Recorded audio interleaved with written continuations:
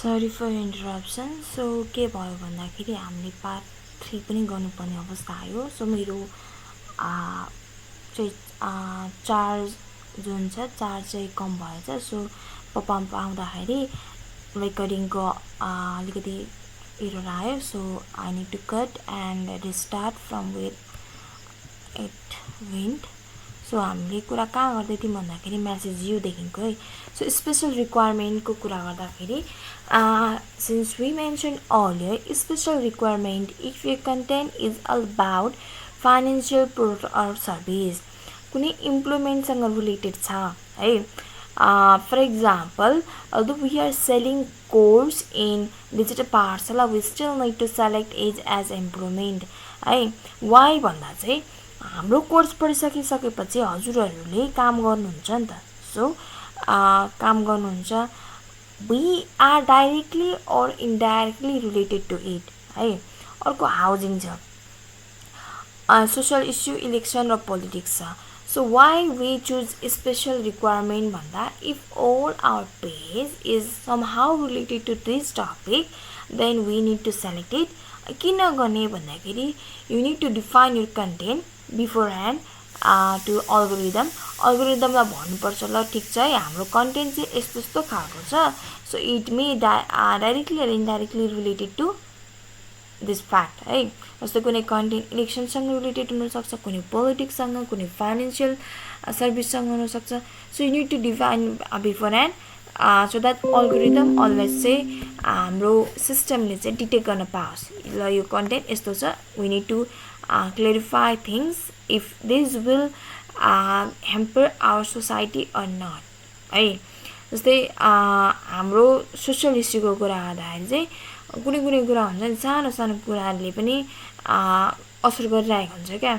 Specially हाम्रो social मिडियाको जमाना भएको कारणले गर्दाखेरि even small comment will make a huge thing in social media है। कुनै कुनै सानो यति कुराले पनि कत्रो ह्याम्पर गरिरहेको हुन्छ क्या। So the system will need to detect whether this will harm society or not है। अनि तपाईको अर्को के छ भन्दाखेरि तपाईको एड कसले देख्ने त अथवा कसले हेरिदिने, तपाईको अडियन्स जो तपाईको फलोवर्स जस्तै हुनुहुन्छ हैन। फलोवर्सको जुन क्राइटेरिया छ अथवा भनौँ फलोवर जस्तो हुनुहुन्छ उहाँको नेचर सँगसँगै मिल्ने अरू फलोवर्स नभए पनि अरू व्यक्तिहरू त हुनु होला नि त। सो उहाँहरूलाई देखाउनु छ भने यो भइहाल्यो। अर्को भनेको यहाँ मैले सजेस्टेड गरेको छ ल यो। अर्को भनेको न्यू अराइभल अडियन्स भनेर अब भर्खर आउनुभएको जस्तै यो पेज भयो। यो पेजमा कसले भिजिट गर्नुहुन्छ त्यो अनुसारको यो मैले अघि बनाएको हो ल। सो यो कति बनायो भने मैले लाइक यस्तो क्या। जस्तै मैले के भनेर यो डिफाइन गरेको भन्दा इटरीमा मेरो दोकान छ भनेर हामीले we have talked about it. Nepbastra भनेको चाहिँ एउटा क्लोथिङ स्टोर हो। हामीले अघिल्लो दिन पनि भन्यौँ जुन चाहिँ इटरीमा छ भनेर भनेको थियौँ नि त। So I am planning to sell all my product है। सबै मेरो जुन जुन प्रोडक्ट आउँछ त्यो चाहिँ म इटरी वरिपरिको क्षेत्रमा मात्र बेच्छु है भनेर मैले अहिले दिमागमा माइन्डसेट गरेको छु है। फर इक्जाम्पलको लागि डिजिटल पाठशालामा चाहिँ हामी टेक्निकल स्टफहरू पढाइरहेको छौँ नि त, टेक्नोलोजीसँग रिलेटेड कन्टेन्टहरू पढाइरहेको छौँ। So we are teaching it in Nepali and we are trying to focus all over Nepal है। although there are some students beyond Nepal कोही कोही हुनुहुन्छ but then we still want or our main target is to facilitate our course to all the Nepalese people है। हामीले के गर्न खोज्छौँ नेपालभरि जो हुनुहुन्छ उहाँलाई टार्गेट गर्न खोज्दैछौँ। So in case of location है वी चुज नेपाल। सो हामीले अघि यो त बनाएँ तर के गरेको छ भन्दा यहाँ मैले क्रिएट योर ओनबाट गरेँ ल। सो मैले अडियन्सको नाम लेख्छु यहाँ, त्यस पछाडि लोकेसन एडिट गर्ने। सो इटरी वरिपरिको क्षेत्र मैले सेलेक्ट गरेको छु ल, अहिले हेर्न सक्नुहुन्छ। अनि अर्को भनेको मिनिमम एज कति राख्ने अनि अडियन्स सजेसन अप्सनल। जस्तै यसमा चाहिँ के हुन्छ भन्दाखेरि इन्ट्रेस्ट भएको व्यक्तिहरू जस्तै के भन्दाखेरि यो चाहिँ एक्ज्याक्टली भन्नुपर्दाखेरि मैले डिजिटल मार्केटिङको कोर्स बेच्दैछु भने कस्तो इन्ट्रेस्ट भएको व्यक्तिहरूले मेरो डिजिटल मार्केटिङ कोर्स किनिदिनुहुन्छ त भन्दाखेरि जो टेक्निकल स्टेपसँग अथवा सोसियल मिडियाहरूसँग डिजिटल्ली जो एक्टिभ हुनुहुन्छ उहाँले गर्नुहुन्छ नि त। So somehow related interest जो हुन्छ उहाँलाई मैले टार्गेट गर्न सक्छु। So you need to define all this thing अनि त्यस पछाडि सेभ गर्ने है। So I have already save it, so I am going to show it.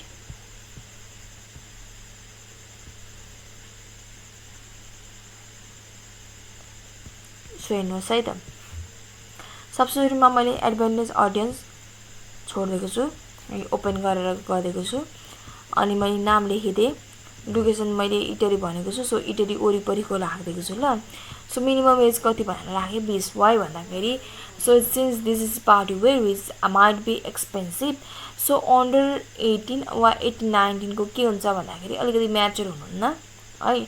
अनि देयर इज नो चान्स त भन्दिनँ, तर still there is high risk है।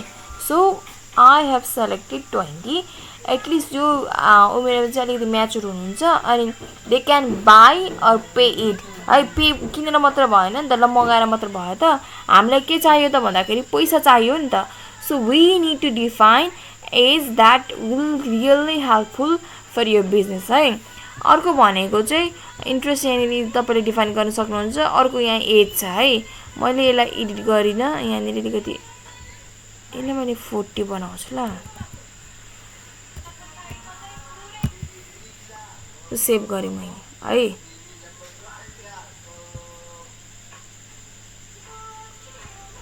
भयो यति। त्यस पछाडि हामीले बजेटमा जानुपर्छ है। बजेटमा गइसकेपछि कति रुपियाँ राख्ने भने फर्स्टमा तपाईँको बजेटिङ कति छ, तपाईँसँग पैसा कति छ त्यो एउटा कुरा गर्छ। And the compulsory amount is only $1 in Meta ad. Either you want to run ad in Facebook or Instagram, you only need to spend $1 per day है। मिनिमम अमाउन्ट चाहिँ $1 हो। बाँकी त्योभन्दा धेरै चाहिँ it's depend upon your budget, तपाईँसँग कति budget छ। इट विल एम्पर होइन, जति एम्पर चाहिँ गर्छ अलिकति। एम्पर भन्नाले के भन्नु, अलिकति राम्रो वेमा भनौँ, जति धेरै पैसा खर्च गर्नुहुन्छ त्यति नै उसले के गरिदिन्छ त, त्यति नै धेरै अडियन्ससम्म पुऱ्याइदिन्छ। बट इट डजन्ट मिन यस्तो हुन्छ धेरै पैसा खर्च भन्दा राम्रै रिजल्ट आउँछ भन्ने जरुरी चाहिँ छैन। But it will so much more people, अझ धेरै देखाइदिन्छ। अब धेरै देखाउँदैमा धेरैजनाले किन्ने र थोरै देखाउनु थोरैजना किन्ने भन्ने चाहिँ हुँदैन है।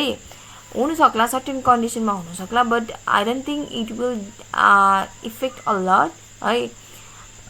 अर्को भनेको अब पेमेन्ट मेथडमा यहाँ विचार गर्नु पर्यो। सो डेली है, $8 डेली, $8 चाहिँ प्रत्येक दिन 6 दिनसम्म चलायो भने कति हुन्छ, 8 5 40, 8 6 48। So look at the total amount is 48 है। इस्टिमेटेड ट्याक्स मेरोमा छैन है। वाइ भन्ने कुरा आउँछ, यो वाइ भन्ने कुरा मैले अस्ति फेसबुक चलाउँदाखेरि पनि भनेको थिएँ होला। So you can watch that video, I won't repeat it here. अब पेमेन्ट मेथड यहाँ चुज गर्न सक्नुहुन्छ ल, आफै राख्न सक्नुहुन्छ। सो यहाँ सेलेक्ट गर्ने है अनि डिटेल्सहरू भर्ने ल। It's all about this. So अहिलेसम्मको लागि चाहिँ यति नै।